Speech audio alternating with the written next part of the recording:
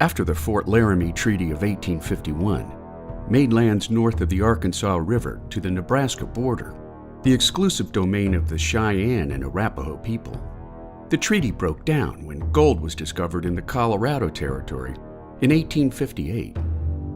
By 1859, more than 100,000 Euro-American fortune seekers, known as 59ers, had poured onto Native American lands, ushering in a precipitous rise in hostilities by 1861. In an effort to curb the violence, on February 8th of that same year, Cheyenne Chief Black Kettle and several Arapaho leaders accepted the terms of the federal government's Treaty of Fort Wise, granting them 600 square miles of protected land to include a substantially reduced reservation along the Arkansas River to its northern boundary at Sand Creek.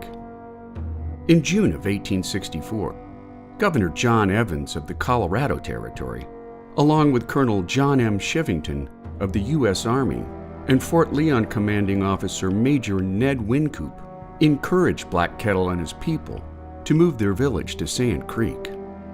Instead, in a bit of open treachery against Native Americans, at sunrise on November 29th, some 675 U.S. volunteer soldiers under Shivington's command attacked Black Kettle's Sand Creek encampment of some 750 Cheyenne and Arapaho people, employing small arms and artillery fire that slaughtered many of the villagers, particularly non-combatant women, children, and the elderly. Many who survived the initial attack fled across a dry creek bed and up a small rise, where soldiers shot at them as they struggled over sandy terrain. Those who managed to crest the small hilltop frantically dug pits and trenches to protect themselves, which drew further artillery fire over the next 8 hours, leading to the deaths of some 230 Cheyenne and Arapaho people.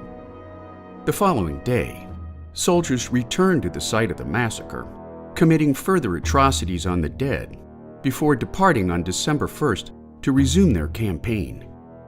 In 2000, copies of letters from Captain Silas Soule and Lieutenant Joseph Kramer were found in Denver, offering first-hand accounts of the massacre, which revealed that more than 100 men of the attacking U.S. volunteer soldiers stood in moral resistance to their orders, making the Sand Creek Massacre one of the darkest days in Native American history.